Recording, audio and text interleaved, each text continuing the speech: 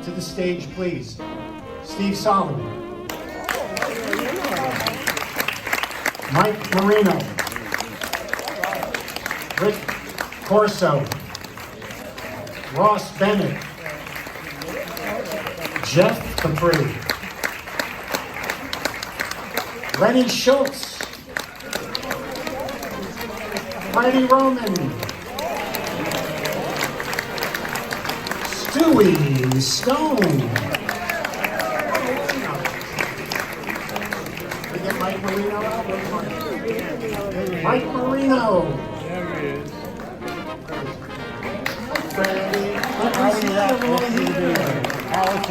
And then we'll go into the coffee shop after the show.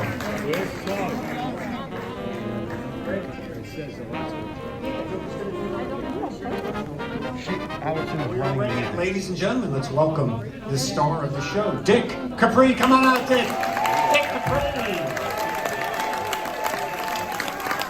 And that's it. He's left. Over here, buddy.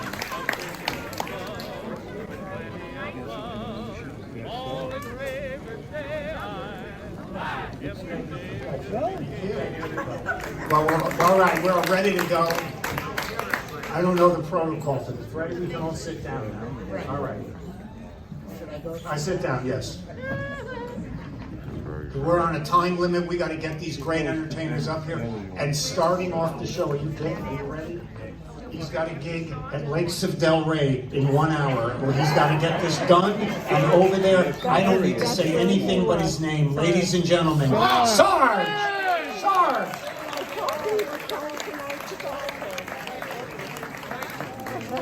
Wait a second, there it is. There it is. It's on, thank you very much. Sorry.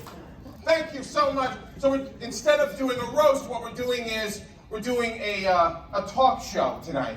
Oh, good. As you can see, a lot of people who are famous. This is a little daunting because there's a lot of people on the dais that I heard were dead. That's Steve Solomon. Steve Solomon's very much alive. 9 times a week at the Lucille Lortel Theater. But no, seriously, and if you look at them, I'm right. Some of them we had to revive to get them here. But let me tell you something. For this group of people, and this includes you, to make it through what we've made it through this year. Am I right? I'm glad to see people are still wearing masks, which do absolutely nothing, okay? Wearing a mask is the equivalent of you have a mosquito problem and you put up a chain link fence. You're wearing underwear and pants, and if you fart, the whole area will know within seconds. Now, our governor, he was very good for us here in Florida. This is a state where you really can't scare people. People come here to die. You can't scare Jews in Florida. You might die if you don't. No! Think about it. If you survived the payphones at Penn Station, which had over 350 communicable diseases in the receiver. We had no Purell, we had no Lysol, we had no disinfecting wipes. A leper with bubonic plague and Ebola with smallpox could be on the phone, and you didn't give a shit. You just wanted the phone and you took it, and here was your Purell. You wiped it on your shirt, and you made your call. And nothing happened to you. What happened to you people? Nothing could kill you. And now you're walking around with, bikini bottoms over your face. You survived the payphones. You survived the doctor's office. Remember the doctor's office? I mean, not urgent care, where the guy that got his degree in Martinique. I'm talking about when we all had a doctor that gave us allergy shots and smoked and had a stethoscope over his shoulder. He had a table in the waiting area with magazines from the late 1800s with every disease of every person that had ever been to that doctor. Dry mucus on the cover. They never changed them. They were there for years. You could start an article in Field and Stream on one visit and finish it 4 years later. And you sat there waiting to see the doctor.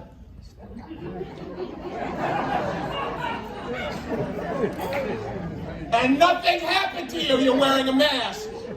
You're worried about COVID. You were supposed to die from aspartame, cyclamates, red dye number 17, butter. I can't believe it's not butter. Your first spouse. Meat, bread, breathing, waking up. Nothing happened to you. You survived the payphones. You survived the doctor's office. You went bowling. Remember bowling? For Jews, this is an Olympic sport. You went bowling. This is where they gave you shoes a homeless person wouldn't put on at gunpoint. They would rent you the filthiest fucking shoes you've ever seen in your life. We had no Lamisil, we had no Tenactin, we had no foot powder. They gave you these flat little suede shit heels. Usually they'd give them to you on a stick and say, I just sprayed them. You gave them your clean, pristine shoes. He gave you this flat piece of shit, and you put them on your feet in a hurry. We were always in a hurry to put on the shoes. Do you remember this? And sometimes there'd be a knot in the laces. So you'd have to get the...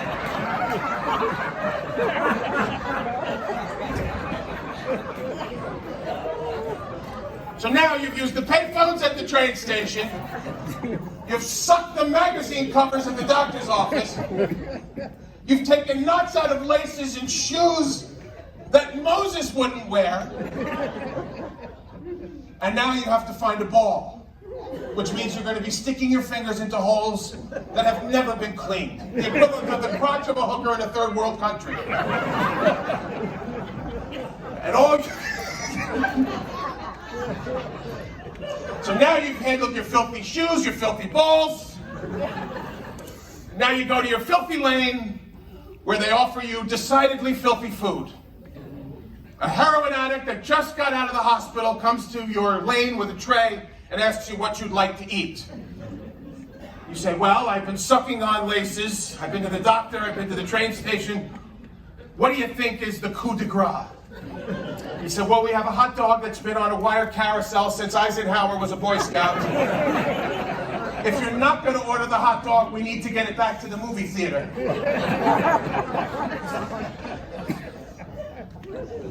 We also have some round nacho chips, which don't occur anywhere else on earth, with fluorescent orange crap in a cup. This way you can feel your heart exploding in Technicolor. Or we have French fries that were made in oil that hasn't been changed since we broke ground on the bowling alley. What would be your choice? Well, let's see. I sucked a bowling shoe. I went to the doctor and sucked a magazine. Now, get me the French fries and I'll... And nothing happened to you. And you're still here. So happy holidays. I wish you a happy Hanukkah, but it's over. It's the basic difference between Jews and Gentiles. Gentiles still have something to look forward to. Jews don't even realize Hanukkah came and went already.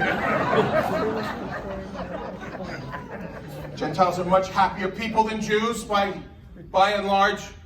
It's largely because of the certainty of knowing when their holidays are. See, everybody knows Christmas Eve, the 24th, Christmas Day, the 25th. Ask any Jew when's Hanukkah. They have no fucking idea. Only one of them has a fridge magnet from a kosher butcher shop. You have to call Miriam. She knows. Uncertainty is why Jews are miserable and neurotic. It's true. We don't know when our holidays are. We haven't even decided after 7,000 years on a spelling for Hanukkah yet.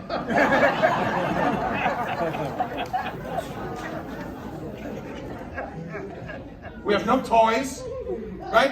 We make the toys, but we don't have any toys. You see, the Gentile children have all the toys. We have one fucking fakakta top that we're waiting for it to dry. For 6,000 years, we're singing to a top that's still wet.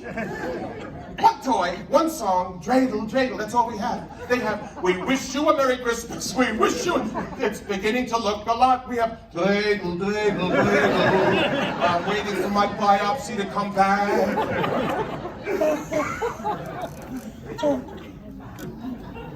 We also have miserable, our holidays suck.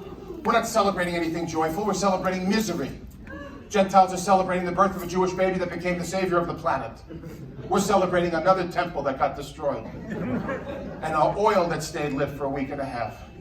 Jewish baby is born, becomes the savior. How do we know he was a Jewish baby? He was born to a couple that didn't shtup. First clue. Second clue, he was a shitty carpenter.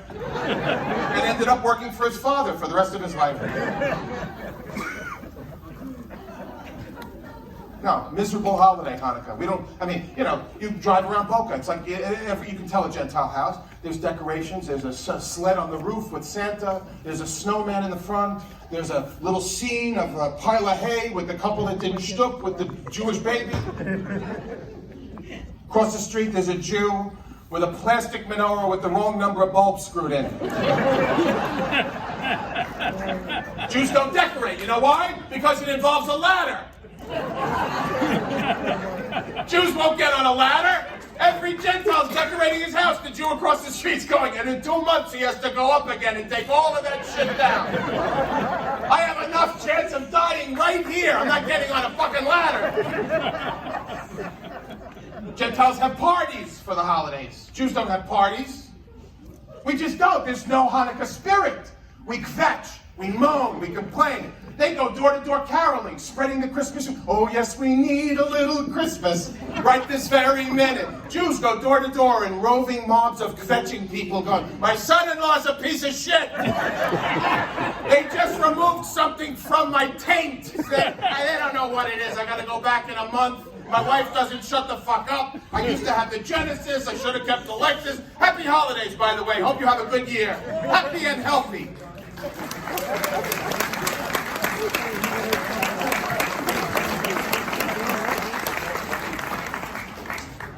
I just want to say, I don't know, they're giving me a standing ovation.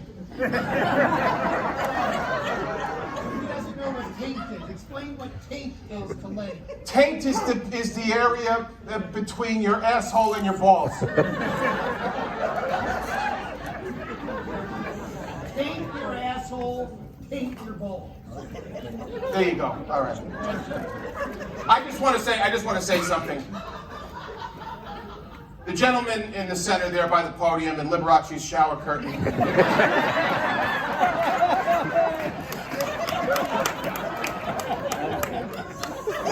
Some of you may not know what a wonderful, loving, hilarious, fun, terrific man he is because, quite frankly, he was very successful before the Second World War.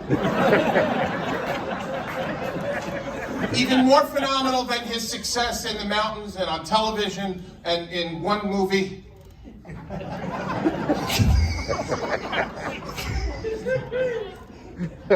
It would have been easy for him to be a legend all of the last 40 years. But to keep that kind of talent secret under wraps.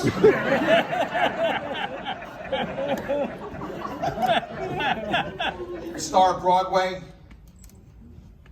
He shared a dressing room with Freddie. For that, he should get the Congressional Medal of Honor. But I just want to say thank you to him and to so many of these gentlemen that are on the dais here tonight. Lenny Schultz, Ross Bennett, Jeff Capri, Dick's son, which is kind of surprising that he's here because his father never sent money home.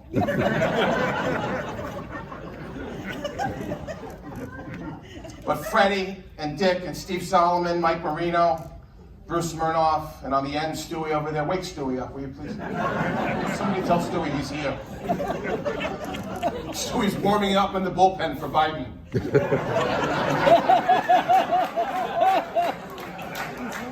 At least if he's going to mutter his way through a speech, there should be some punchlines.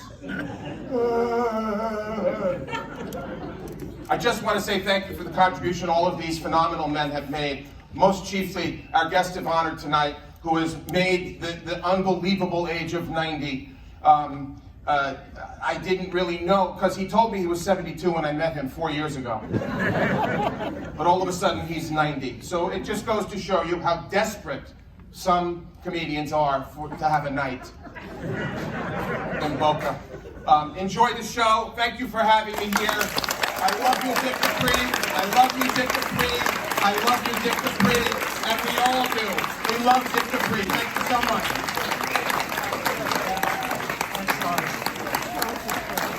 Sarge, ladies and gentlemen. Thank you, Sarge. Wow. What a great way to start the show. How about we keep it going? Let's bring, and many of you saw the great Catskills on Broadway. How many people by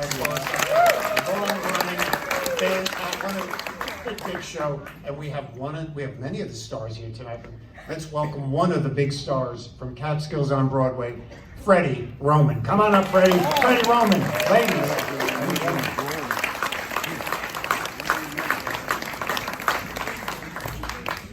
Thank you, Bruce, and I cannot tell you, until his last 45 seconds, I was so choked up with Sarge's tribute to Dick Capri. He never mentioned his fucking name till it was time to say goodnight.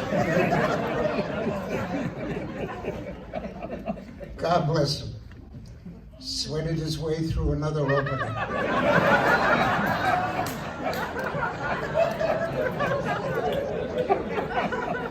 I am so proud to be here tonight. Dick and I go back well over 40 years, close to 50 years. And when I put together the show Catskills on Broadway, and I wanted an Italian, and Robert De Niro wasn't available. I called on Dick Capri, and he was a big hit in the show. And we did it for 471 performances at the Lunchtime Theater. And then took it on the road for another 300 performances. And after 700 performances, I'm so sick and tired of him. But we had a great time together. And I'm so thrilled to be here tonight, now that all the Medicare commercials are off the air. Wow. Who's this? Dr. Macaulay, a dentist. He came up with a brilliant idea. If every bag has a hammer, then they start to look like nails. And he does that on his commercial, am I right? Yes. Isn't that exciting?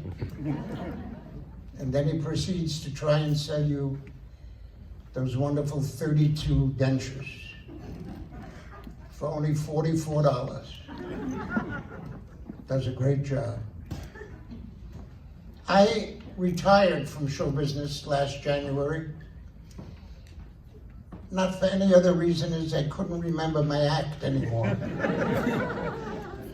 No, I had 60 years of doing comedy and had a wonderful time doing it. And I just said it's time to rest and watch everybody else.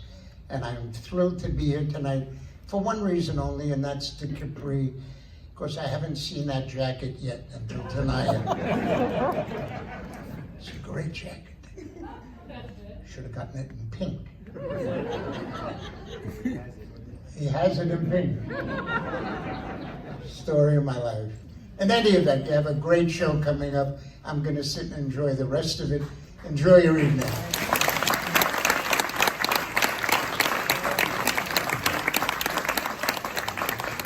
Freddie Roman, ladies and gentlemen. Hunter's Run, right, Freddie? Great community. Well, welcome all you communities in here. Our next entertainer is my buddy. Comes to my house. We have sausage and peppers. You will remember him. Well, first of all, I knew him in Los Angeles when he was working for George Schultz. No, who was the guy? George Slaughter, right? Put you on. Lenny. Over here. Yeah, George Slaughter. Yeah. If you remember going to the Catskills, you saw him at the, was it Raleigh? You did the late show every weekend? And you are a legend to all comedians. We love you because you are the craziest human being we've ever met. Ladies and gentlemen, Lenny Schultz. Go crazy, Lenny. If you yell it out, he will go crazy. Let's go, Lenny. Go crazy. Do you mind if I stay here? You can use that, sure. Okay, well, how many remember me at the Rawlings? Go crazy, Lenny. I don't go crazy anymore, but you want me to go a little bit? Yes. I have a bad throat, and I figured I haven't actually worked in maybe 13 years. But I still fool around at the pool and delis and everything. And my throat is not the greatest. I hope I could still do it. But do you remember when I did this chicken thing? Okay, I was the Bionic chicken on Laughing, so I did a lot of that chicken shit. Let me see if I could, my throat will hang out, and whether I could do it tonight. You want me to do it or not? I don't know. Yeah, just go like this. Go crazy, Lenny. Go crazy, Lenny. Go crazy, Lenny. Yeah, let me just warm up.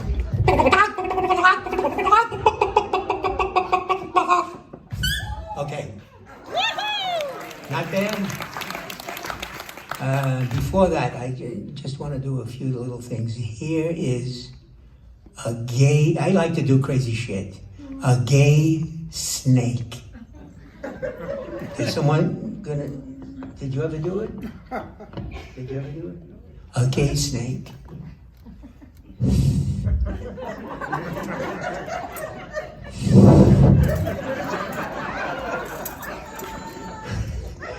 Here's a chicken having an orgasm.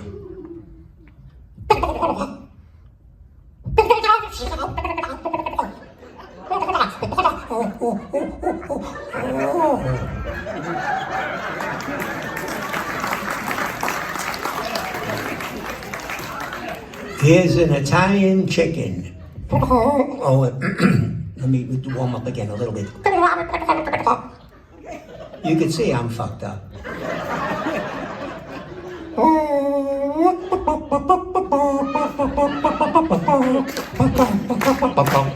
Wow, I can't do it real good. Okay, what nationality you want? Let me call them out. What do you want? Mexican.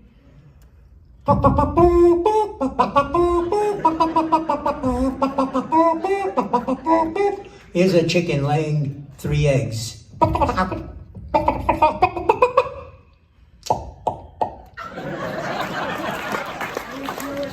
Jewish?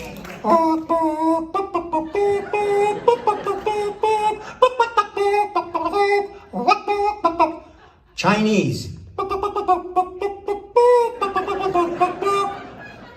Let me see, what other one? Give me a couple more. Polish?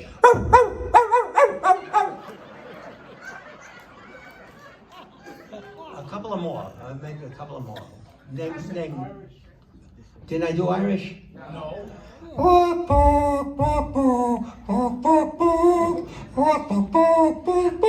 Wow, am I off? Black chicken. Chill out, Chucka. Oh, well, my God. I'm really fucked up. Chill out, motherfucker. That's about it. Did you like my chickens? Here's my weight. Here's a lizard, an iguana. What else could I do, Bruce? Is that it? I can't think of anything else. Lenny Schultz, ladies and gentlemen. Lenny Schultz. Thank you so much, Lenny.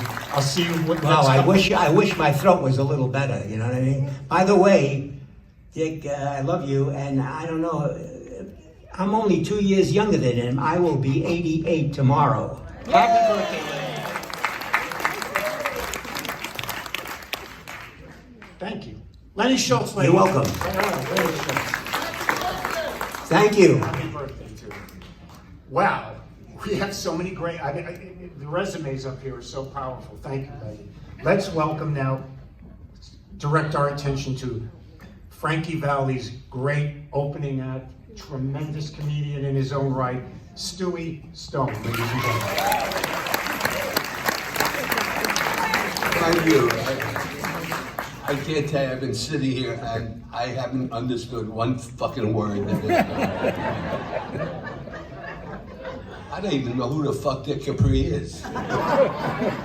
No, I showed up, if you want to know the truth, with all the sickness, because I thought I'd see an audience. They put the fucking locks up. There's no audience out there. I mean, for a year and a half, the only person I could talk to was my wife, which is some thrill, if you know my wife.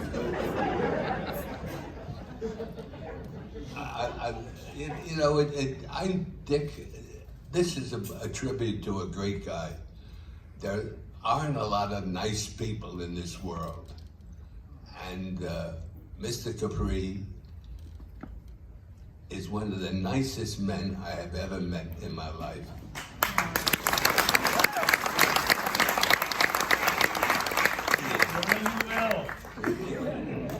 Well, you're nice because you're a boring Italian, you know what I'm talking about? Jews don't like Italians. No, we like Italians. You're good to beat up people for us. But how long do I know you, Dick? Dick, was it ground cold when you got up this morning?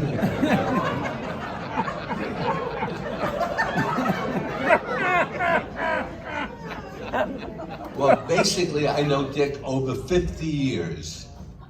50 years, and he still hasn't thrown that fucking jacket away. He closes every show singing Babaloo. But this is an evening, in my life, I've done a lot of great things. And Dick and I have done a lot of great roasts.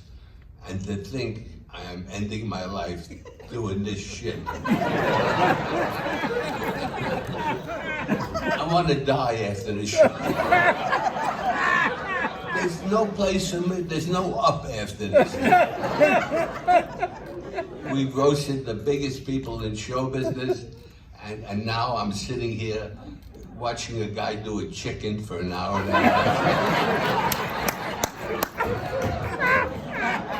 And the people are saying, do another one. I don't want to hear another fucking chicken.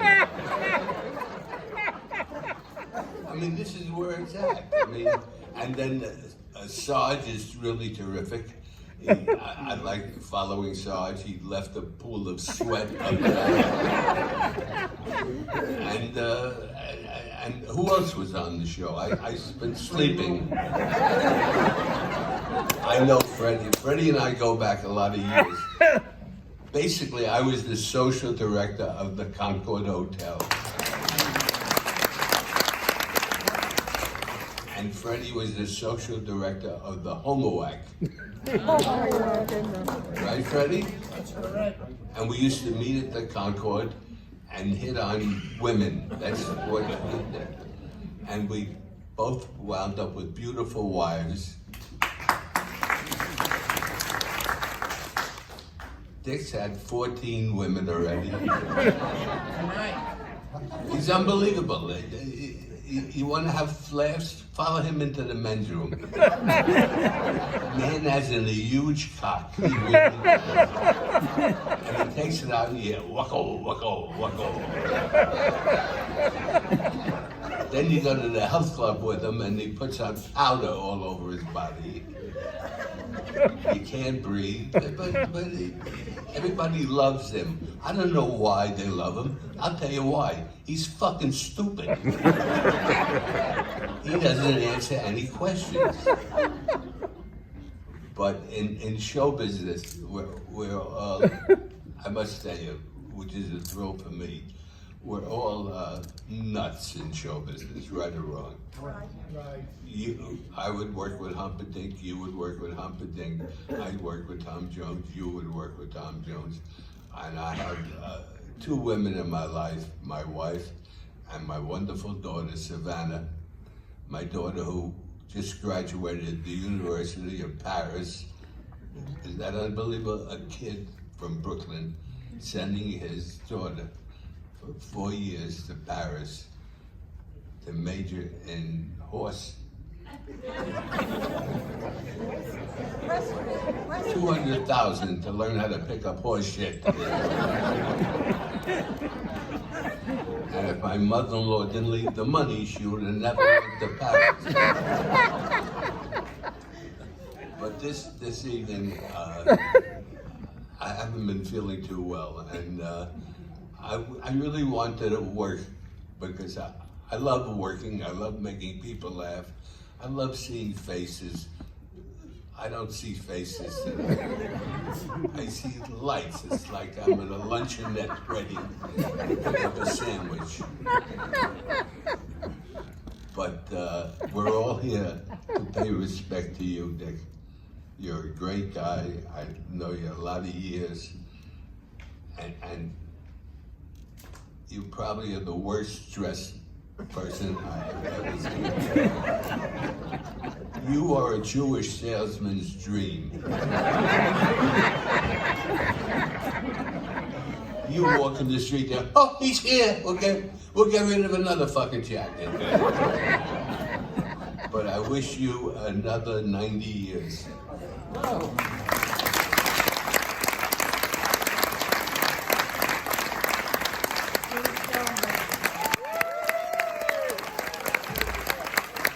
You should have 90 years and I should have 93 years. God bless you. And Stewie Stone. Thank you, Stewie. Did you guys know that Dick has a son? Well, he does. And mostly you don't know because he lives in California, in Redondo Beach, yeah? Down Huntington Beach, whatever it was. It's one of the most phenomenal areas, Los Angeles. You came here all the way from California to salute your dad. Ladies and gentlemen, let's welcome Jeff Capri, comedian Jeff Capri. Thank you very much. A lot of you are looking at me right now saying, Dick's daughter is ugly.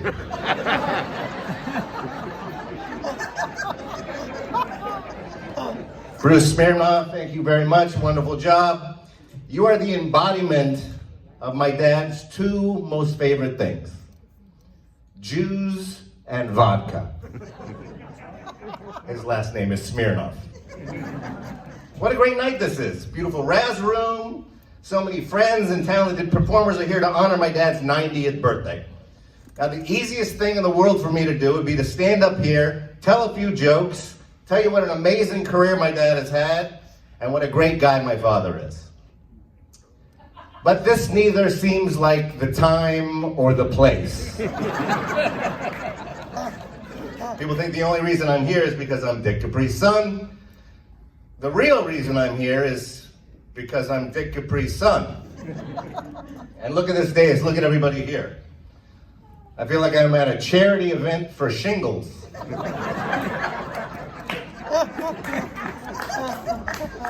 I know this is a big night because Stewie put his teeth in. All right, thank you. Freddie said it was good, and I love Freddie, I love Stewie. Over the years, you guys have been nothing but kind to me.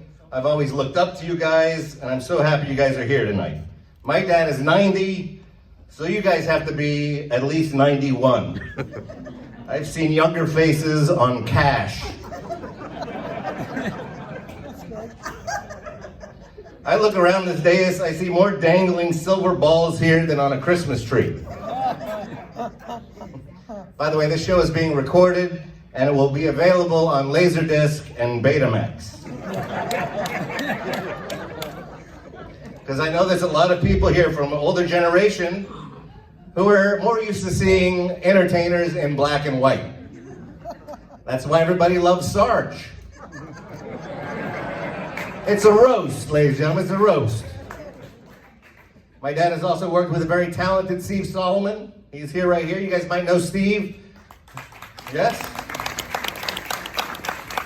For his award-winning show, one man show, My Mother is Italian, My Father is Jewish, and I'm in Therapy. You might be familiar.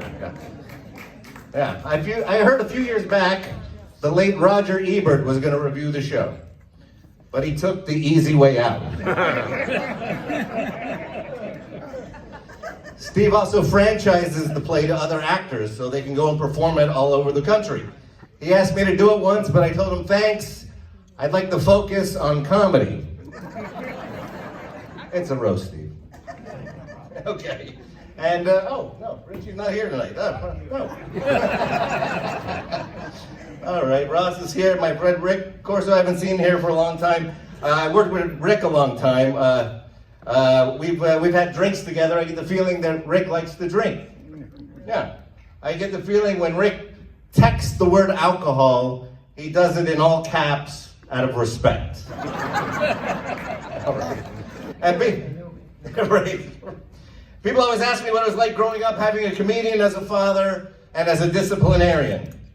When I was young, if I did something wrong, he would say, go to your room and don't come out till you have a tight 10 minutes. I'm still in big trouble. Now I know having a talented, well-liked, even beloved comedian like Dick Capri as a father sounds wonderful, but it can be off-putting. Do you know how often I hear from both men and women how much they love Dick?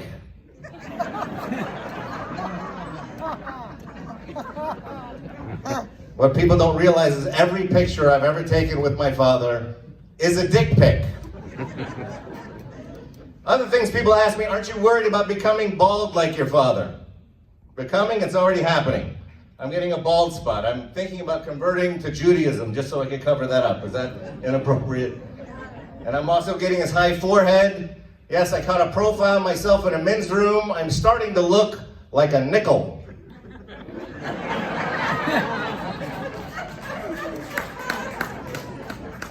Thanks, I don't think that's funny. My dad on occasion is referred to me as the fruit of his loins. He's also the only guy who still wears Fruit of the Looms. By the way, Daddy, for Christmas this year, I got you the Gwyneth Paltrow vagina candle. But because you're 90, I also got you the Viagra candle. So just so things time out correctly, you have to burn it 30 minutes before you light the other one. One thing you guys might not know about my dad, he's not very good with technology. I went to set up my dad's Alexa, and he said, I don't need Alexa, I have an Allison. All right, for those of you who don't know, Allison Chaplin is my dad's longtime partner and wonderful person who I love and adore, and has had much to do with organizing this event. So yeah, around the house, instead of saying Alexa, he'll say, Allison, turn on the lights. She'll get up and eventually the lights will go on. He'll say, Allison, what's the weather? She'll open a window. He'll say, Allison, how about a blowjob? Allison will say, ask Alexa.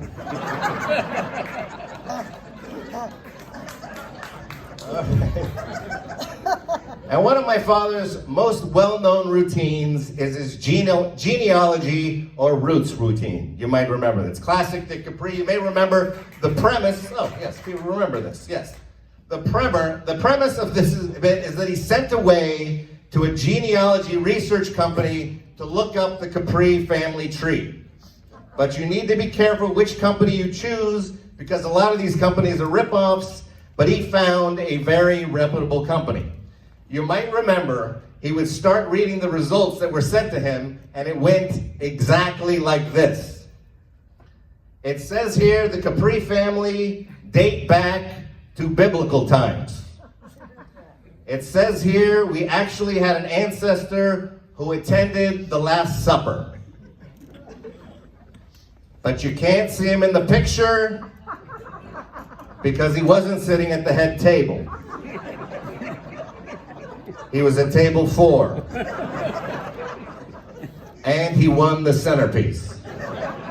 Classic Dick Capri, right? And then he'd keep reading, and we'd learn that he also had relatives named after famous people. And I've recently received an update of some of the relatives named after famous people from this same very reputable company, and I'd like to share them with you now. Mick Jagger Capri. Not a rock star, just the guy in his 70s who is still with the other 2 Stones, Gall and Kidney. Alec Baldwin Capri, a blacksmith turned actor, because as a blacksmith, he was never able to remove rust. Too soon? Too soon? Okay. All right. Hey, that's a hip joke. Anthony Fauci Capri. Not a doctor, but a porn star. Famous for the art of spreading apart bat wings. And finally, Christopher Cuomo Capri, an Italian explorer who was the second of two brothers to settle into Florence.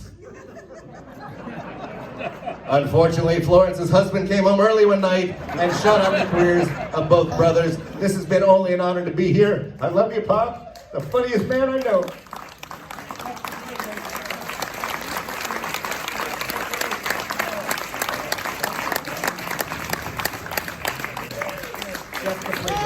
Thanks, Jeff.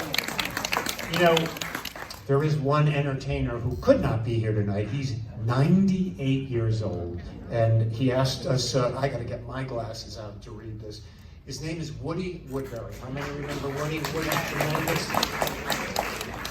As great of an act as a human being, and could not be here, but he wanted me to read this. Dear Dick, of all performers I ever wanted to be on the same stage with and or in any entertainment production, you would be number one. But when health issues flare up on an old guy like myself, Mother Nature and my doctor dictate otherwise. It was a true and honest thrill to be even a small part of this tribute to you tonight, and more sorry to you that my guess is that I cannot attend. In my 98 years, you are the sharpest comedy performer I've ever been privileged to know. And that's Woody Woodbury, ladies and gentlemen.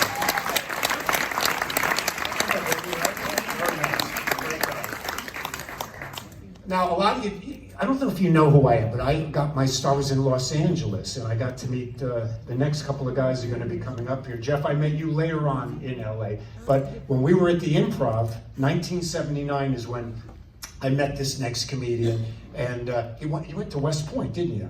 This is a mill just like well, Lenny, you were in the service too, right? Yeah. Lenny, shake your head. Yes, you were in the Army. Yes. He was in the Korean War. That's why they surrendered. And I've known him all this time. He works. You moved from LA to New York. Then New York, you moved to Troy, New York within the last year. You were very happy up there. You're touring all over the world on ships, condos, communities, everything. Ladies and gentlemen, Ross Bennett. Come on up, Ross. Ross Bennett, ladies and gentlemen. Thank you, Bruce. Hello, folks. How you doing? Yeah. I'm every bit as disappointed as you are.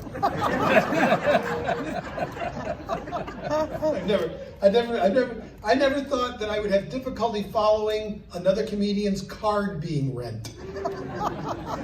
Rent? I said rent. I meant red. I said deaf people are queer. It's going to be the longest night of my life. Thank you. I have no idea what I'm going to talk about here. I have no idea whatsoever. I wrote it out, but I have no idea. Be with these guys. You have to understand, I moved to New York like 20 years ago. I was a member of the Friars Club. And these three guys, specifically Freddie and Dick and Stewie, who hopefully he'll be back.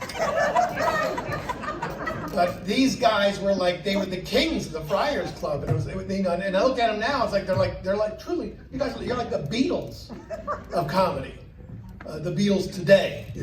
You're both really, really old. A couple of you might be dead. It's not gonna go well. Stewie, Freddie, Dick. This might be the last time you're together. The next time the three of you are together, two of you will probably be pallbearers. Whoa. First off, you can all go fuck yourselves. That one took a day and a half to write. I love these guys. Freddie is so talented, and I think the entrepreneurship of Freddie, he's actually working on a new show for Broadway, Cat Skills on Life Support. That's a good one. Yeah. I wish Sarge, circle it. Yeah. Like I'm going to do it again. When am I going to do it again? You will. Here's the thing I don't understand. I wish Sarge was still here, because Sarge is probably the most talented guy I know, comedian. He's a singer, he dances, he plays the piano, he's a comedian. He's like Sammy Davis Jr. He's like Sammy Davis Jr. if Sammy Davis Sr. had fucked Kate Smith.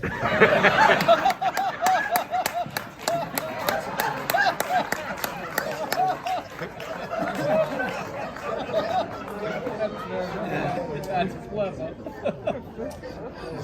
Steve Psalms up. Oh, thank you very much.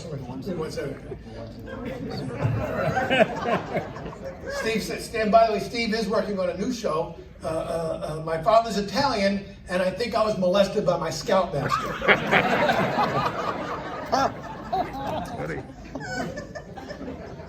I love Jeff. Jeff and I first worked together 25 years. Jeff Capri, the Lorna Luft of comedy.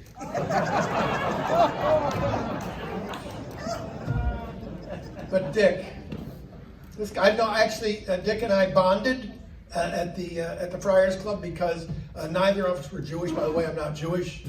I'll give you a moment to kind of suck that in for a moment, because most people refuse to accept it. Stewie would never accept it. I would tell Stewie, I said, I'm not Jewish, and he goes, are you sure? But he would still hire me to do gigs.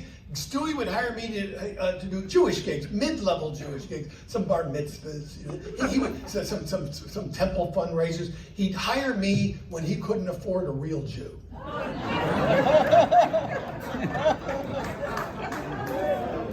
Dick and I played many rounds of golf together. On those golf courses, I learned the basic fundamentals that all people in show business need to know. The rules to live by. Number one rule in show business: never piss off Freddie Roman. Number one. Number two: never do that joke.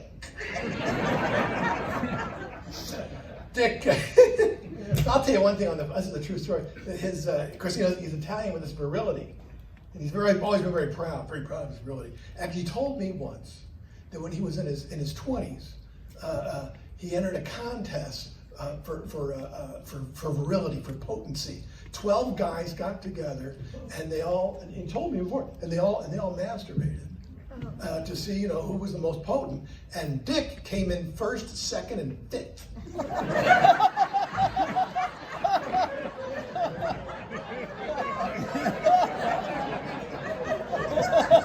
He used to tell me that joke on the golf course. He goes, "It's funny. I don't know if I can get it to work." I got it to work. I do one of your jokes in my act, but I always attribute it to you. I always say this joke was told to me by the great comedian Dick Capri, and then when I say that, the audience always kind of gets a little bit unsettled, and then they look at each other and go, "Who's Dick Capri?" But this is the dentist one. The dentist. I hope you don't mind if I tell them this. You aren't going to do it tonight, are you? No. Dick, your son did the other half of your act. I hope you don't mind doing this one. God bless Jeff. He's getting ready for when he inherits the act. I'm sorry. But this was a guy goes to a dentist. I love you. A guy goes to his dentist, has a toothache, and the dentist goes, "I'm going to pull your tooth, but don't worry, I'll give you Novocaine." The guy says, "You can't give me Novocaine. You can't give me Novocaine. I get hives. I'm allergic. I get hives on the side of my body." The dentist goes, "Well, don't worry. I'll give you gas." He goes, "You can't give me gas. I get nauseous and I'll vomit." The dentist goes, "Well, then I'll give you a Viagra." And the guy goes, "Really? A Viagra for pain?" Dentist goes, "No, but you'll have something to hold on to while I'm pulling the tooth out. You can grab one, hold tight." I do that. It's a great joke. It's a great joke. That was supposed to be mine. Huh? That was supposed to be mine. You can have it. You can have it when I'm gone. He taught me to be kind and generous to people. I'm going to leave you with this. By the way, it's such an honor to be here. It's so important to be here. We were playing golf, and there was this. He's generous and he's kind. And I remember there was this lady in front, Tucson. This lady, she's the worst golfer in the world. the worst golfer in the world. And she was hitting the ball like 20 yards and over to the side. And I said, yeah, I got to get out of here. I got to do something. And he goes, no, I'll take care of this. And he goes up to the lady and he goes, ma'am, I was watching your swing. And I have if I can make one note, one suggestion, your grip is too hard. You need to grip the club softer. Grip the club like you're gripping your husband's penis. And the woman hit the next shot 320 yards, straight down the center of the fairway, curved a little to the right.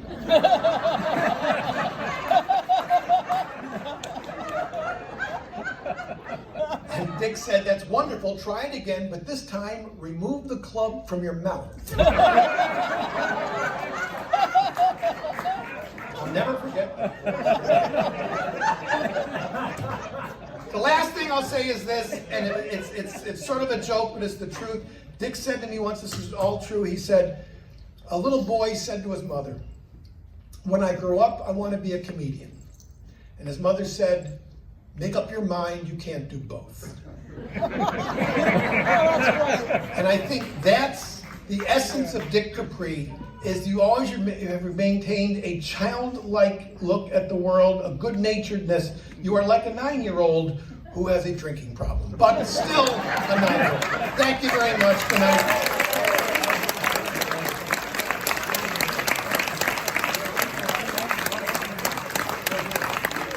Ross Bennett, ladies and gentlemen.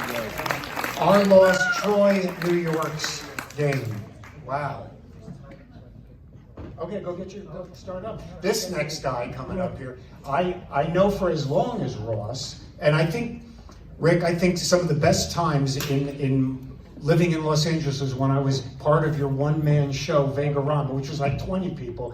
Think of all the people that got lunch. Who's the biggest guy from Saturday? Will Ferrell was playing one of the smallest parts. Worked for me for free. Worked for you for free. And since then you have moved to Hallandale Beach. You are there again. You work clubs, ships all over the world.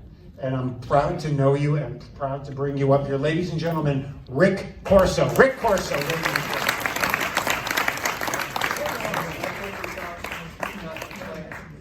Hello, everybody. I know you don't know me, and all you could think is, who canceled, right? They made a lot of phone calls. Dick, I love you. I don't know you. I mean, it's true. I mean, I met you a couple times. Don't know you. And my brother was right growing up. He said, you don't know Dick. But they made a lot of phone calls to try to get the big name celebrities. They called Woody Allen. And he said, Dick, I'd like to come here with my wife and stepdaughter. Just the two of us. But I'd love to do it, but to be honest with you, just now is the first time I heard that gentleman's name. So, no. And should I put this? They called the legendary actor Alan Arkin. And he said, how much does it pay? I want to know how much it pays. If it's a lot of money, I'll do it if it's a lot of money. And we said, it doesn't pay. And he said, oh, go fuck yourself. He called Al Pacino. He said, I think I did some stock with a guy named Dick back in the 50s. No, it's a different guy. They called Robert De Niro, and he said,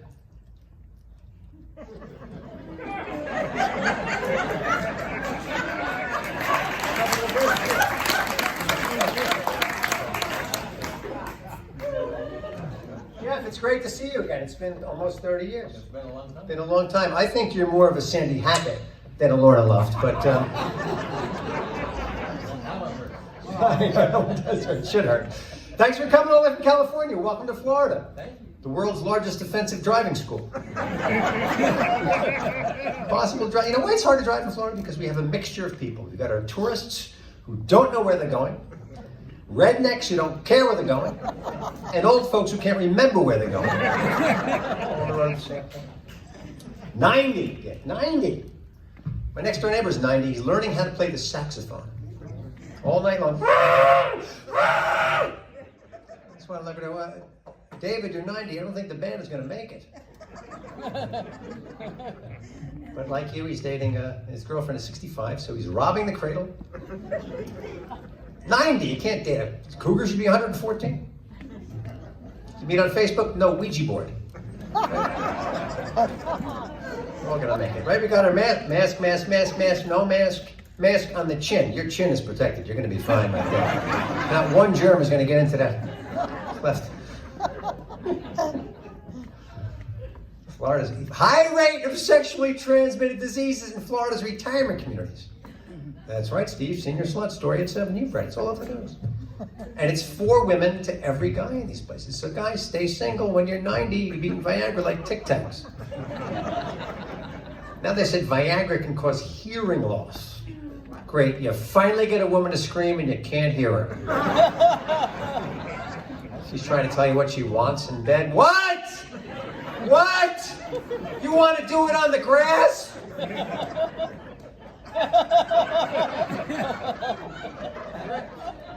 Ready?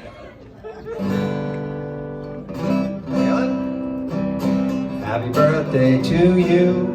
Happy birthday to you. Happy birthday, dear Lenny. It's not really your birthday, is it? August, right? Happy birthday to you. All right. You know, it's great being up here with all these comedians. And you know, Nick, you've done comedy, and Freddie, all these years, through all of the bullshit, through all the political correctness, the cancel culture, and you made it all the way through. I don't think it's good. I think it's ruining comedy, so I wrote this song about it, and I'm going to dedicate it to you. I hope you like it. Political correctness is bullshit. They try to tell you how to think and how to act. This is not only a song, it's also a series of indisputable facts. Women love bald guys, but only if they're filthy rich. Skinny jeans were made for skinny people. Latin women are like lobsters, all the meat is in the tail. Nobody in Miami speaks fucking English.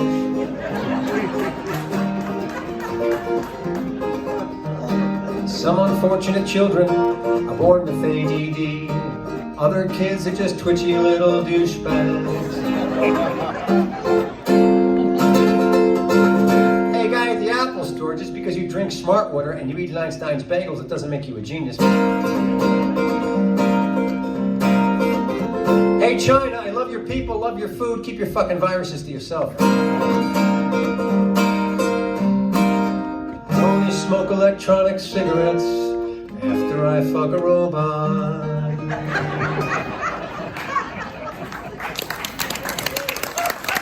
Okay. But it's great to be here for you. I know it's got to be tough being 90. I don't know. Stu said another 90, that'd be too much, right? 180, that'd be. I think 120 is good. I hear the big 12-0 is the toughest. You know? The big 12-0, ladies and gentlemen. Maybe I said it too. But here's a song for you, and I don't know how it works when you're 90, but I'm guessing. So I'm going to dedicate this song to you. I hope you like it. Like being 4 foot tall in the NBA, you've got 0 chance to score.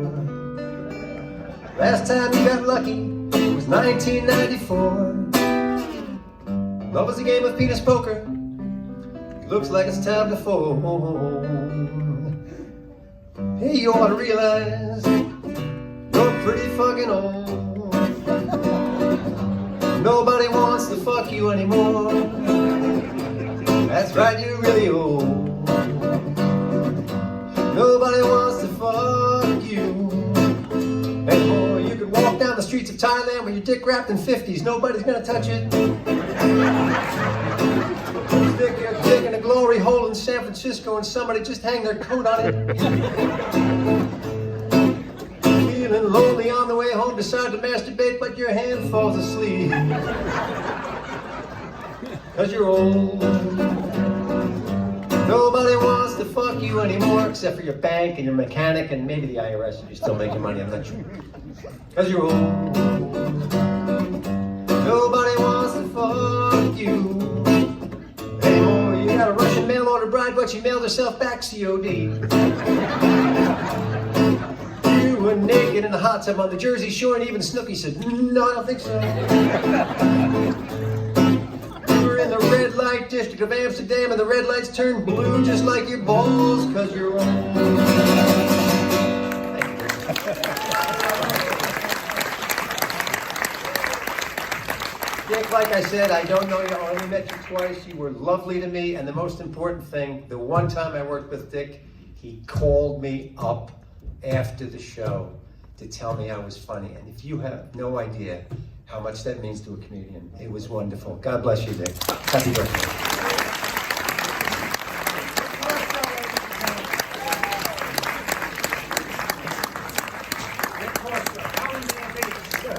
Los Angeles, California. Rick Corso. How you doing, all right? Yeah! Listen, I did not know how this show was going to go. I'm giving it right now like an A-, almost a solid A. It's great. Everybody's made an effort. Lenny, you were great. Everybody, great. So let's bring on the next guy. You know, I don't know you that well. I met you briefly when I lived in LA, then I left, and then you got real big at the Comedy Store. And now you're on ships. You're one of the best social network marketers I know because you're on Facebook all the time. I enjoy your bits that you do. You really go the extra mile. You do play the condos. Look for him. If you live in a condo, look for him there or look for him at comedy clubs. You're that versatile. You're that funny. Let's say hello to Mike Marino from New Jersey, ladies and gentlemen. Mike Marino.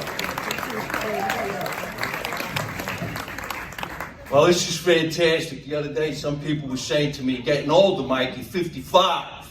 And I felt a little older. Then I look at this shit and I'm saying to myself, I'm pretty fucking young. I really don't know these gentlemen, but out of due respect, I will do what I need to do. I was talking to Dick backstage and he was asking me questions about what I thought was going to be about my career, but it was actually about my age. He actually said to me, so how old are you? I said, I'm 55. He said, can you shit? How often do you shit? I said, twice a week. He said, I'm lucky I shit twice a month. Take your time, people. This is real. It happened. He said, when you get older, things start changing to your body. Everybody now is lactose intolerant. He's told me he used to eat cheese, pizza, macaroni. Now he walks down the dairy aisle and farts looking at milk. He even said to me, he goes, a long time ago, there used to be two kinds of milk. There was a red one and a blue one. The red one was full milk, and the blue one was half and half. Now, you know, you can actually get milk from a nut. I said, I didn't even know you could milk a nut. Take your time, people. That's fucking hilarious.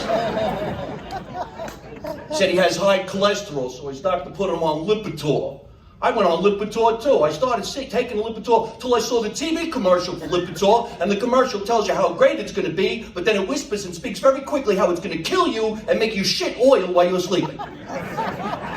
People, did you see this commercial? Take Lipitor, will lower your blood cholesterol up by 60%. You can die fucking, don't take this bullshit, you shit oil while you're sleeping. I'm like, did it just say I'm going to shit oil while I'm sleeping? I think I'd rather have high cholesterol than run the risk of some kind of oil slip out of my ass while I'm talking to somebody. Because that would be my luck. I'm single. I could be out on a date with a girl having a lot of fun, and she looks at me and goes, Mike, I think I smell shit. I'm like, yeah, but my cholesterol level's fantastic.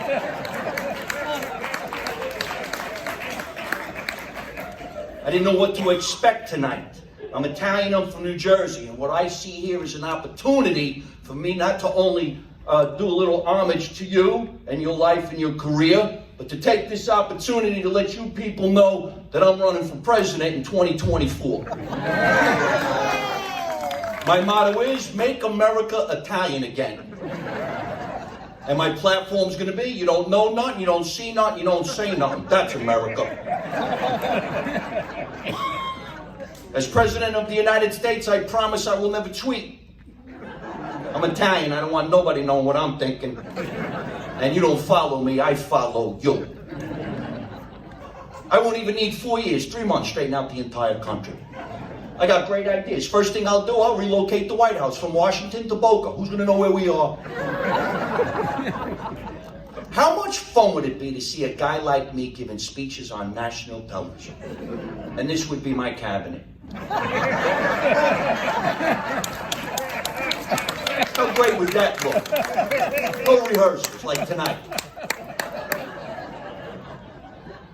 We changed their names, you know? Straighten it out a little bit. Anthony, Nicky, Joey, Tony, Angelo. A couple guys in tracksuits.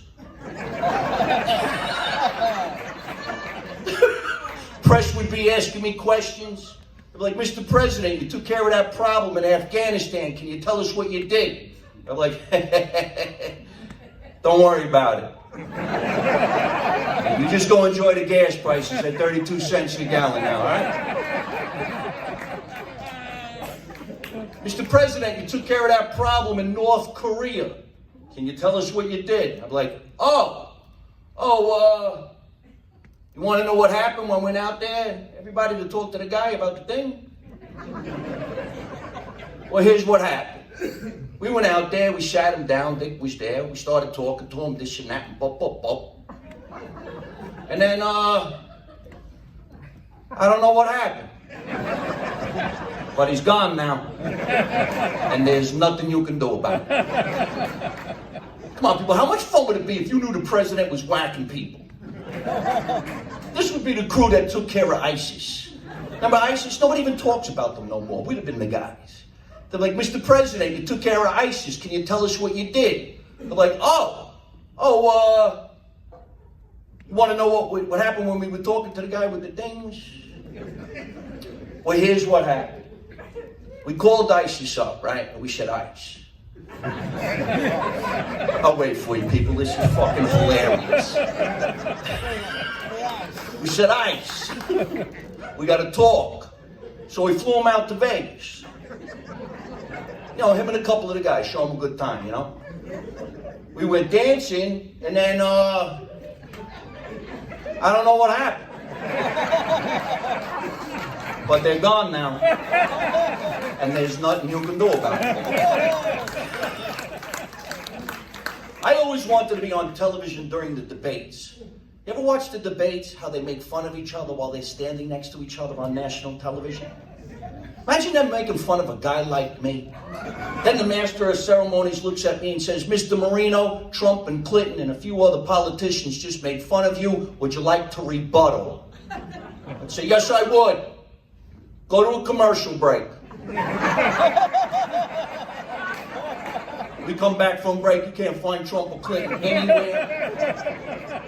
They're looking at me, Mr. Marino, what happened? I'm like, I don't know what happened. But they're gone now, and there's nothing you can do about it. All my life, friends would ask me, do I really come from an Italian family? Because typically I don't look it. I'm actually light-skinned and I have blue eyes. My mother moved from Italy to New Jersey when she was about 14 years old. My mother's so Italian that she never worked a job and she never drove a car because her whole life was dedicated to making food for the family. That's what my mother did. My mother made food for 50 people every single day. They weren't there, but just in case they came, the food was waiting. And as soon as my family was done eating that food, my mother always said the same thing under her breath to one of her kids. They all better get a good look at this food that your mother just made, because this is the last time I'm cooking. Especially the holidays. 55 years in a row, it was the last time my mother would cook for Thanksgiving. She wouldn't cook no more till Christmas came, and then she'd cook and say the same thing. This is the last time I'm cooking for Christmas. You want to know why? I'll tell you why. Because your relatives don't appreciate when your mother cooks. You think they come over with coffee and cake, or bring me a little coffee and cake. You understand what your mother's trying to tell you? And I'm getting too old now. I can't be doing it no more. Somebody else in our family should take a turn and cook. I'll tell you what you do. Call your Uncle Leo. Tell him I said, take a picture of all your relatives in, because this is it. This is the last time I'm cooking. My mom has been saying this for so long and so often, but I strongly believe it was my mother's greatest ancestor that was responsible for the Last Supper. And I can picture my mother back in biblical times, because my mother would have yelled at everybody. My mother had been walking around going just like this. Excuse me, Jesus? Jesus Christ? Come here, I want to talk to you about something. Stand over here, put your hair in a ponytail and put your slippers on. You know I don't like when you're dressed like that. And you let me tell you something, Mr. Leader. Your friends you keep calling the apostles, they don't appreciate when I cook. You think they'd offer me bread and wine and come over to the house with a little bread and wine. You understand what your mother's trying to tell you, Jesus? And I'm getting too old now. I can't be doing this no more. Somebody else in our family should take a turn and cook. I'll tell you what you do. Call your friend Leonardo da Vinci, okay? Tell him I said, paint a big picture of all your friends eating, because this is it. This is the Last Supper.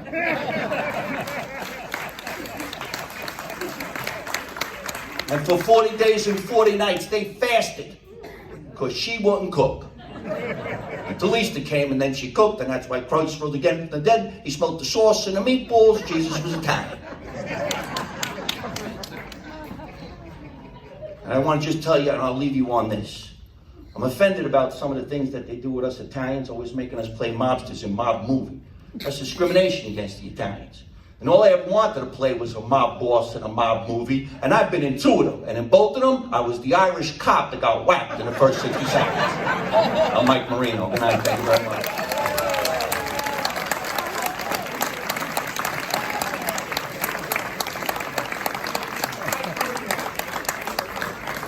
Mike Marino, one more time, Mike Marino. Remember that name. This is moving along tremendously. I think everyone has done a double aces job. Wonderful.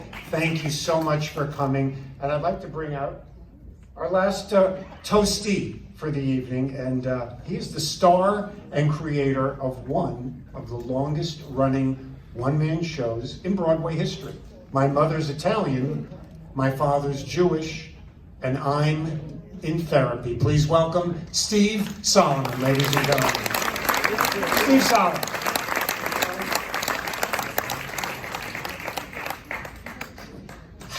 So I had a shitty morning.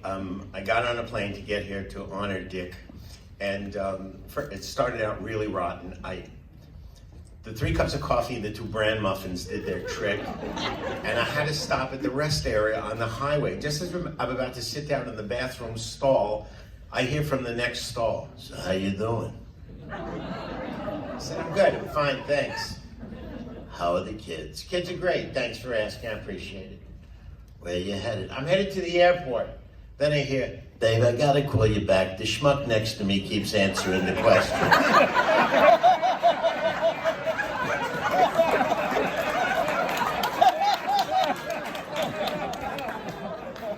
I did my show in Tel Aviv, Israel, before the chaos happened, because now you have to show them your vaccination card and proof of circumcision. And I don't know if you've ever gone to Israel on El Al Airlines, arguably the safest airline in the world, run by a group of the most miserably grouchy bastards you have ever.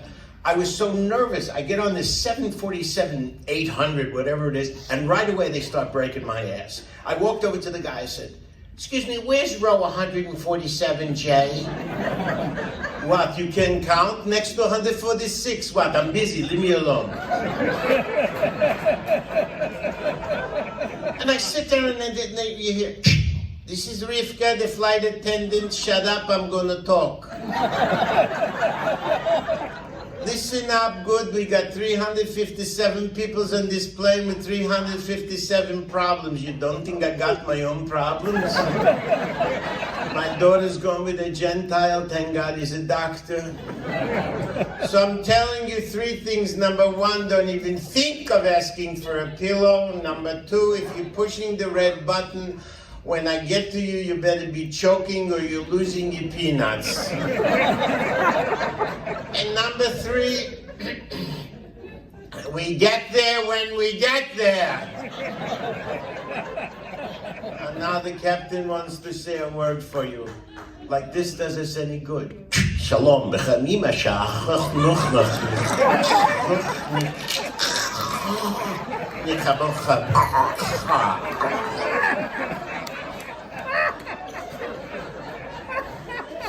Now some safety announcements. If we experience turbulence, those little oxygen thingies come down, just put them on your face and don't scream like they did last week. If you're traveling with a child, put yours on first and then theirs. If you're traveling with 2 children, pick the one you love the best.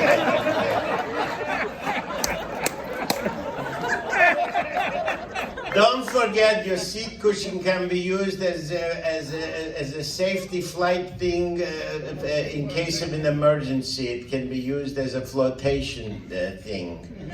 I said in case of an emergency, my seat cushion is going to be used as a toilet. About 2 hours later, we hear, "This is Rivka, you're going to eat." She comes down with that food cart. She comes over to me, do you want dinner? I said, what are my choices? Yes or no?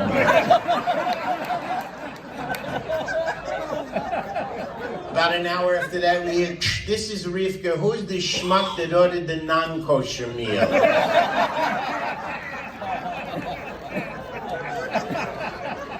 I love traveling the world with my shows. It's really fabulous. People always ask me, half my family Italian, half of them Jewish. Yes, they are. I learned by growing up the differences. For example, my Italian cousins, they all belong to a gang, the warlords.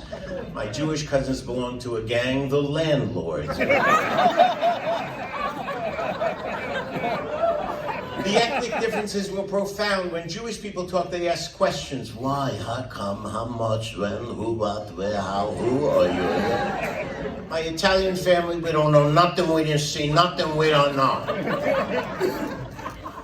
My papa drives me crazy. They're both in their 90s, bless their hearts. And they moved to a condo in southeast Florida.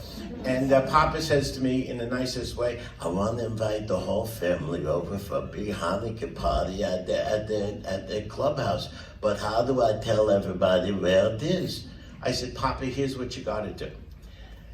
Write out the directions to your clubhouse. Go over to UPS and fax it to me. I'll send it to the entire family by email. Let me see where I put it.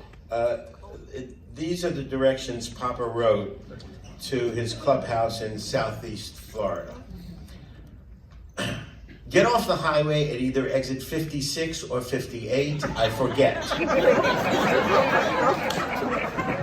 Make the first right at the Walgreens. Go 2 blocks to the CVS drugstore, turn right there. Turn left at the next Walgreens. Go 1 block past the orthopedic superstore. When you get to the fork in the road, go straight. On the right, you'll pass the 24-hour medical center, the therapy center, the ear, nose, and foot clinic. On the left, the Vein Institute, the Heart and the Lung Center, the hospital, the independent living facility, the assisted care facility, the nursing home, the funeral home. Turn right at the cemetery. That's Clubhouse Drive.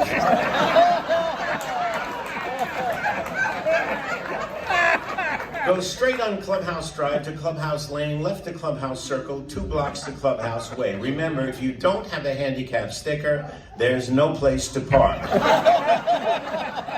Stop at the gatehouse and say the following to the guard. Lo siento mucho, donde está?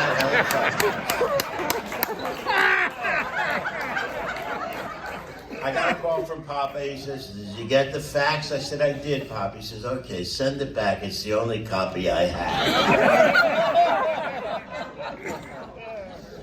And now, I just want to go back to a little bit of history and how I met these guys. At one time, when I was just after my bar mitzvah, I was working in a different field, and I went with a group of guys and gals from my neighborhood up to the Catskills for 2 weeks. I'm sorry I used the word Catskills, Freddie. He'll get a royalty. Don't worry about it. And I was enthralled by the people I saw. I saw the likes of Freddie Roman, one of the greatest storytellers on the planet. I saw Malzy Lawrence of blessed memory, who just glided across the stage. It's not for now, it's for later. A little bit late, oh wow. Stewie Stone, who could handle an audience like nobody I've ever seen.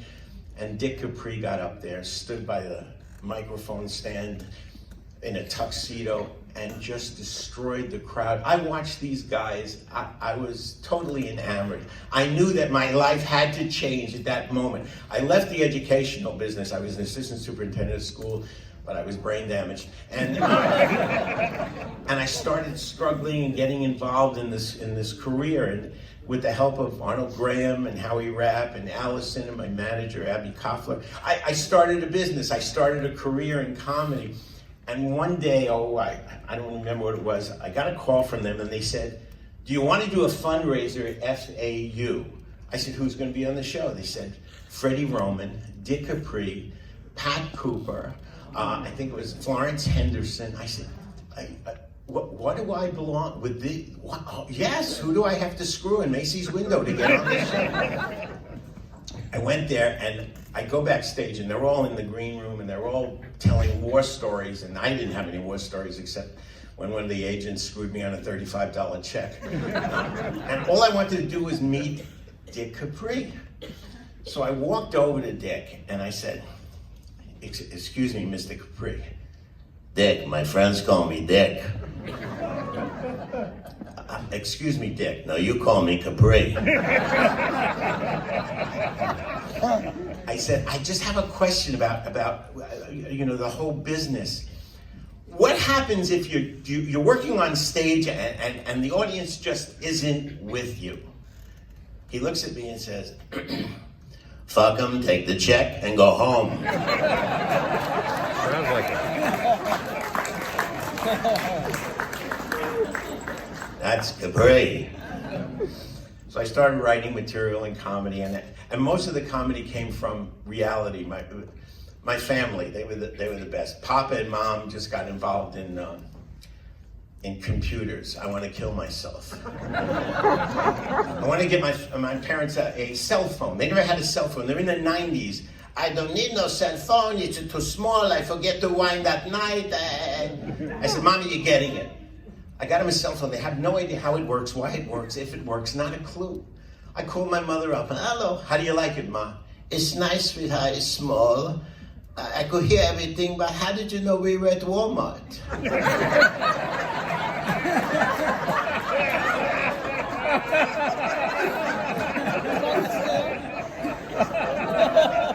My father's no good. He calls me up, son, I'm going crazy with the computer. I can't figure out a goddamn thing with it. What the hell am I supposed to? I said, Daddy, I can't help you with computers.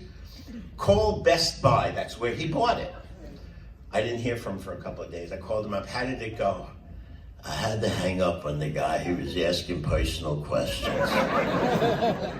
What are you talking about? First he says, how big is your hard drive? Then he says, when's the last time you touched it? And probably the last person that played with it gave you a virus. Drop that up.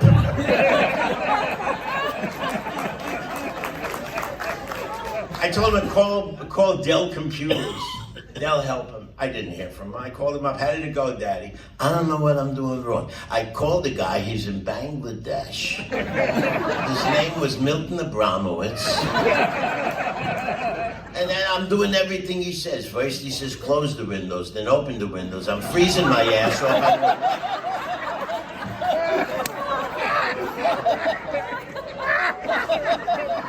My mother's no better. She calls up, sweetheart, the rat's dead. The rat? You bought me a rat, it's dead. The rat, Ma? Next to the computer. A mouse, Mommy. It's called a fucking mouse.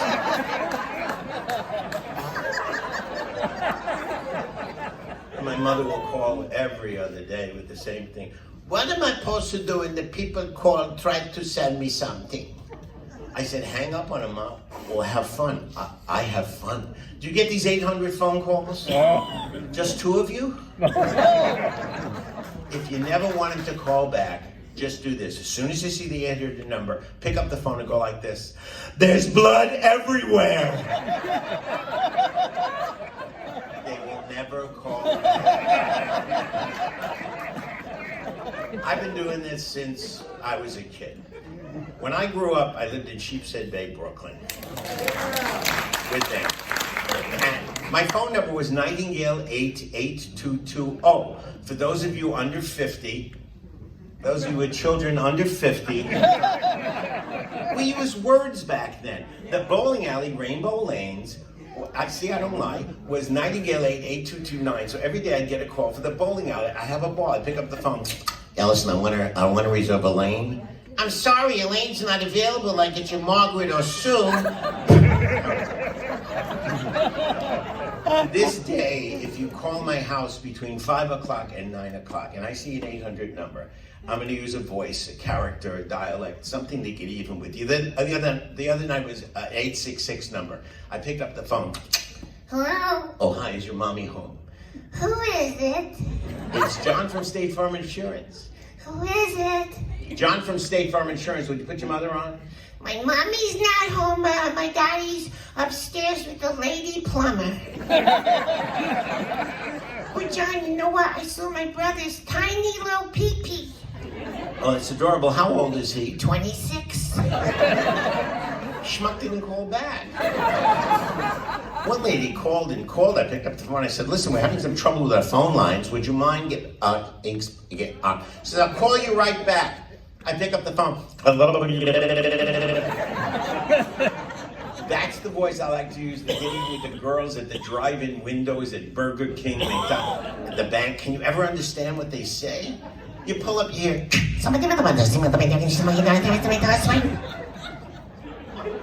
What? A hamburger, some fries, and a Coke. One guy called half a dozen times one weekend for money. I picked up the phone. I said, thank you for calling the school for the deaf. I'm sorry there's no one here to answer your call right now. But if you leave your name on the tape, it won't matter. We can't hear shit.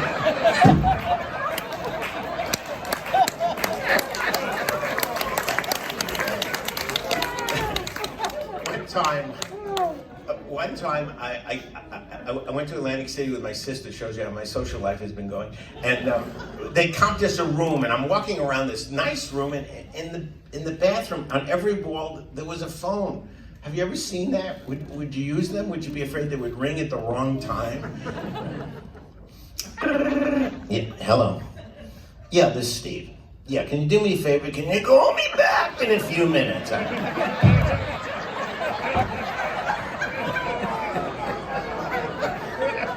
One time those characters got me out of trouble. I was dating this lady, Cindy. It wasn't working out, and I'm really shy. My friends know I'm shy, and I didn't know how to end it, so I called her up. Hello? Yeah, hi, Cindy. Listen, you're breaking up. Exactly.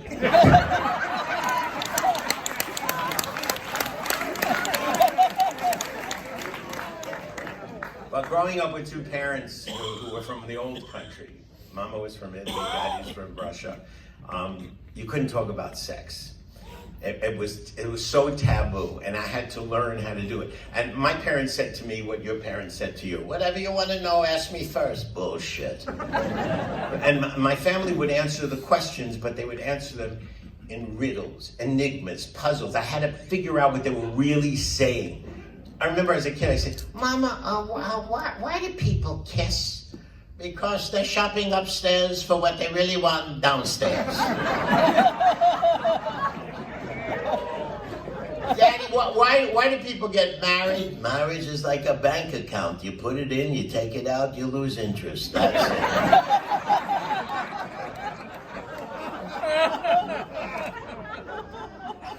My grandmother, my Jewish grandma, I called her Bubby. She was the worst. She would answer me, and I had to, I said, Bubby, who likes sex more, men or women? She said, that's easy, sweetheart. Women like it more. Here, I'll prove to you. Pretend the ear is the lady's part, and the finger is the man's part.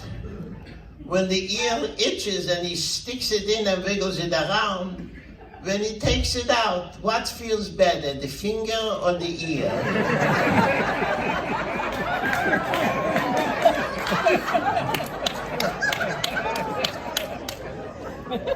I had the honor of touring with Dick Capri in a show that we created called The Battle of the Broadway Comedians. And we did really well with it. We toured all over the country and Vegas, and we came back here to the Kravis Center and did it. And it was such an honor. I would do my shtick, he would do his shtick, and it was such a pleasure, a delight. And I would watch him from the wings, and he would watch me. And when I would do this story, Dick would give a big smile, not like he's doing now. And it was just such a pleasure to work in front of an icon like him and have your peers laugh at you. None of these sons of bitches are doing that now, but that's okay. The story that Dick loved was about the little Jewish lady that went to the doctor. She had a lady problem. And she said, so what is it, doctor? He says, nothing to worry about. It's normal. I don't got nothing to worry about, Mrs. Bloom. I can just go about your business. You're fine. It's perfectly normal. Oh, Mrs. Bloom, one thing. Are you and your husband still active? You mean do we did it? Yeah. Occasionally we did it. Okay, before you do it, you need to take this little medicated pill and put it you know where. That's it? That's it. You'll be fine. Well, it's Friday night. It's their Sabbath. It's supposed to be a blessing, a mitzvah to do it. She says, Milton, you wanna did it? He says, let's did it. They go upstairs. She gets undressed. She's laying there naked. He says, I'm gonna go wash up. She said, wait, before you go, there's a pill on the counter you need to give me. He gives her the pill. She puts it you know where. He comes out of the bathroom. He looks at a little private area, and it's going like this. He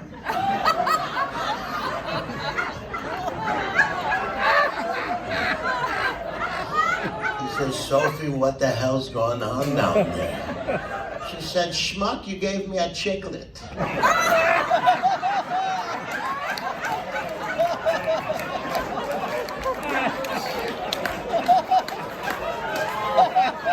After 15 years of touring, 9,300 performances, I feel I'm in a position now where I can give Dick Capri a little bit of advice and counsel. And I asked my papa one time about that. My father said, Son, I'll tell you what my father told me. Never ever take a sleeping pill and a laxative at the same time. and my adage to Dick will be, Dick, fuck him, take the check and go home. Thanks for all the years. Good luck.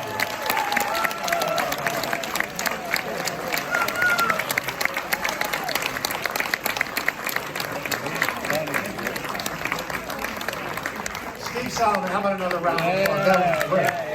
All you guys, everybody. Great.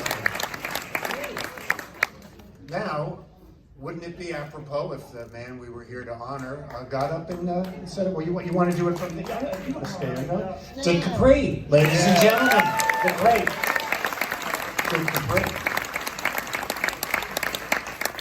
Is this a great night or what? Unbelievable. And I want to thank Bruce Smirnoff, the MC, and very, very professional, I'm telling you. And I am thrilled just to be here. Everybody's making fun of my jacket. I got the idea from Ellen DeGeneres. I don't want people to think I dress like a girl.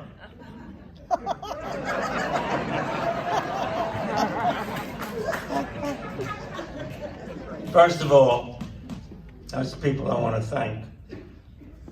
I want to thank Allison Chaplin for putting this show together.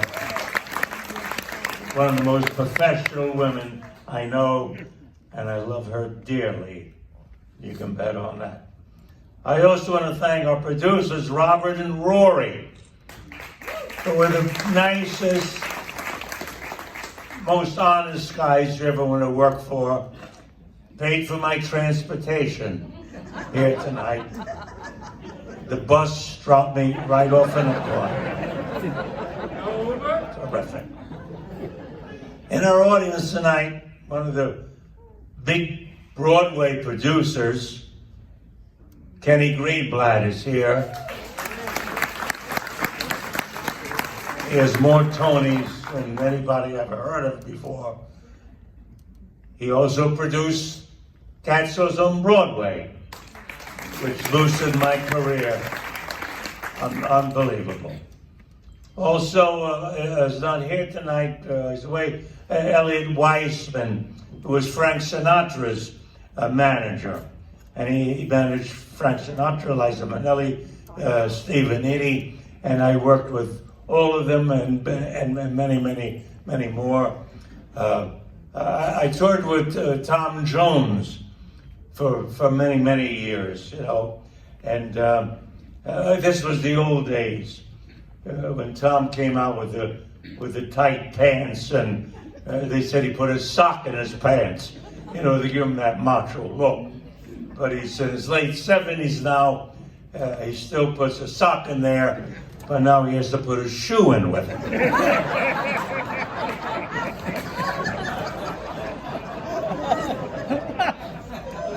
And when I toured with Tom, he always went first class, and he always let me ride with him in first class. And I remember one day we're coming to a landing, and the captain says, fasten your seatbelts and bring the stewardess into an upright position.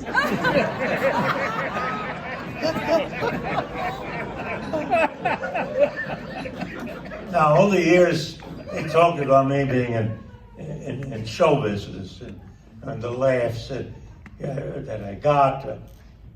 When I was interviewed a few times, they asked me, did you ever do a job where you did not get a laugh?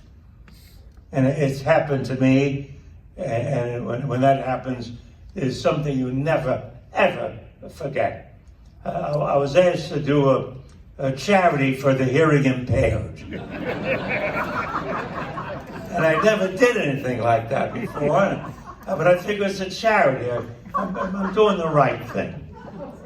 So I get to the theater, and I meet the producer, and I said, let me ask you a question. If the hearing people can't hear, how can I get a laugh out of that? He said, well, we have a guy that stands on stage and does the sign language, like with the president.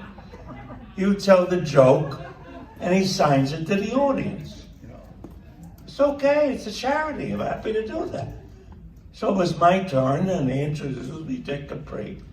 I walk out, and the guy's standing there.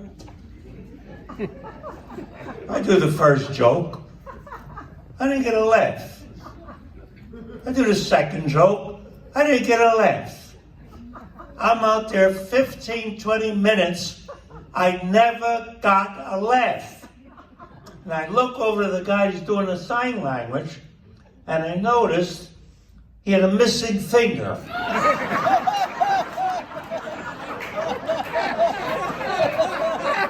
So I gave him a finger, and I left the stage.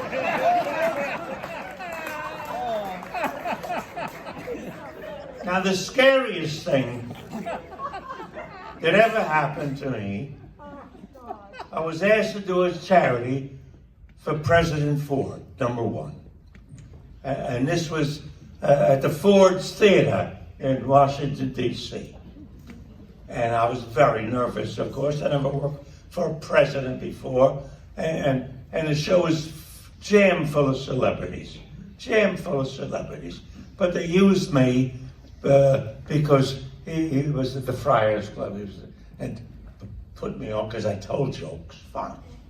So now I'm nervous, I don't have to tell you. And my manager's standing behind me. And there's security all over the place. I don't have to tell you that. And the Ford's Theater is a very small theater. It only seats 500 people. So when you're backstage and you look through the curtain, you can see the president sitting there, surrounded by all security. And security's all over the place. And now backstage, there's 2 security guards, well armed. And you walk in backstage, and it's like going at the airport. The bells will ring if you're carrying anything, but so far I'm all right. So now my manager's there, and it was my turn to go on. And ladies and gentlemen, comedian Dick Capri. And I walk out in between the 2 guys, security guys. My manager's behind me, trying to give me confidence, and he says, go out and kill him.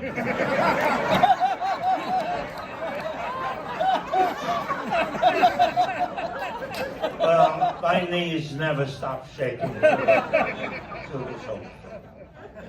Now, I'm working with Engelbert Humperdinck. I worked with Engelbert for many years. And so I'm in Vegas with Engelbert. And now if there's a celebrity in the audience, they send word back so they could introduce the celebrity. Engelbert would introduce the celebrity. Okay. Now word comes back. Cary Grant's in the audience. Cary Grant is in the audience. I love Cary Grant. Oh my God. So I go out to do my 25 minutes, run off stage. Engelbert goes on, this is his time. He comes off stage, and I run backstage right where the doors are going to open because I know Cary Grant is going to come backstage with the security guards. So I'm standing there, all of a sudden, the doors open, and there's Cary Grant with his little daughter and his wife and security guards. And I'm the first person he sees. He looks at me, he says, "You were the comedian, weren't you?" "Oh, yeah, yes, I was, Mr. Grant. We thought you were so funny. We laughed and laughed at you." "Oh, Mr. Grant, my daughter laughed at you. We just laughed at you." Mr. Grant, he said, "Where's Engelbert's dressing room?" "Oh," I said, "follow me, Cary. He's my friend, you know. I'll probably be in his next movie."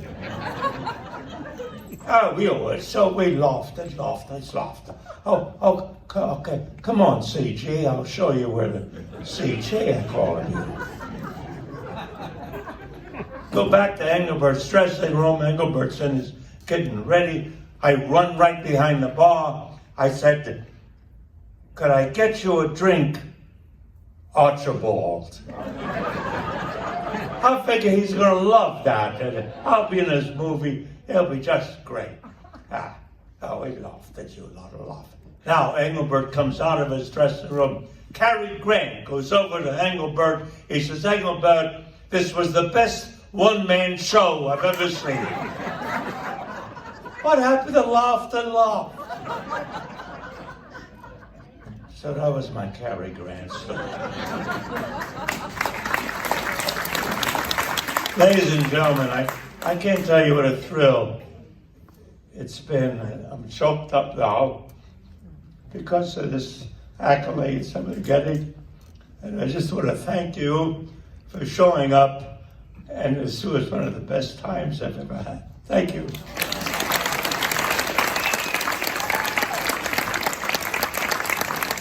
Dick Capri, ladies and gentlemen.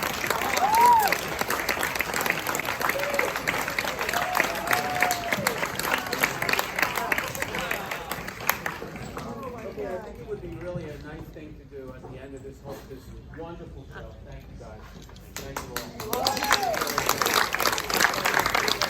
Thank you for all saying happy birthday for Dick. He loves that.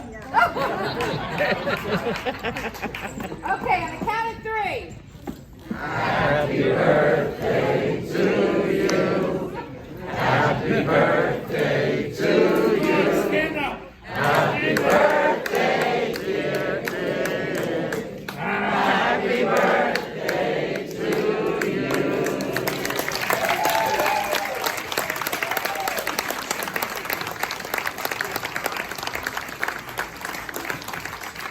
Allison, would you like to say something? This is Allison, Dick's other half. No, we can make everything right. Thank you. Touch this. Touch this. I hope you all enjoyed. You know, I'm Dick's other half, but I have to admit he really is the better half of the two. And he's a wonderful man, and I've been involved with him now for 20 years, and he has taught me how to have a sense of humor. He has taught me how to be a very genuine, real person. Never seen that. No, I know, because he hates bullshit. Oh, does he hate that? And I just want to say I love you. I am honored to have you in my life. You are one of the kindest, generous people I personally know. And You said that to Donald Trump. oh, shut up. And the truth of the matter is, is there was not one person on this dais, and thank you, all of you were wonderful, thank you. There was not one person on this dais that when I went to them and I said, will you be a part of the evening? Everybody immediately responded yes. We all love Dick. So ladies and gentlemen, thank you so much for being here tonight. We welcome you, we thank you, and may you have many, many, many more years.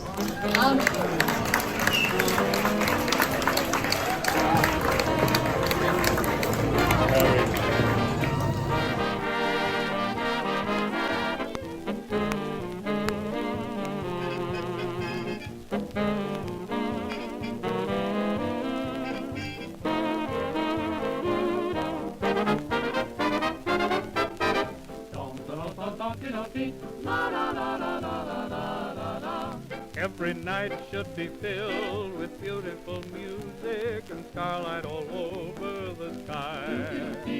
A big moon above with plenty of love, all in favor say aye. Every day should be gay, you work just a little, I mean just enough to get by. You finish and then you romance again, all in favor say aye. Too much business, hurry, hurry, too much trouble, worry, worry, there's a million other things I could think of. Chasing money, nothing to it, oh, it's funny how we do it when the only thing that matters is love.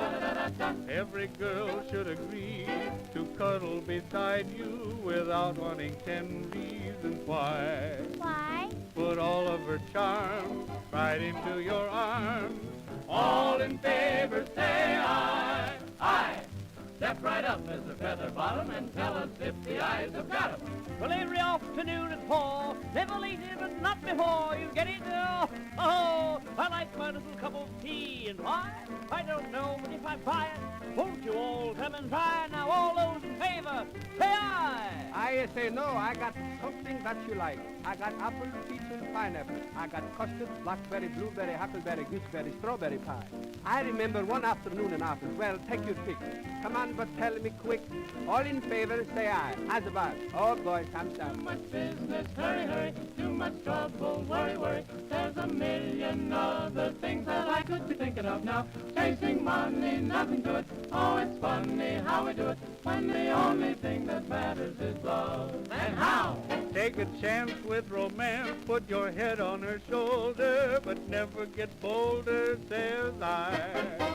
So have lots of fun with just the right one. Yes, all in favor, say aye, aye, aye, aye. All in favor, say aye.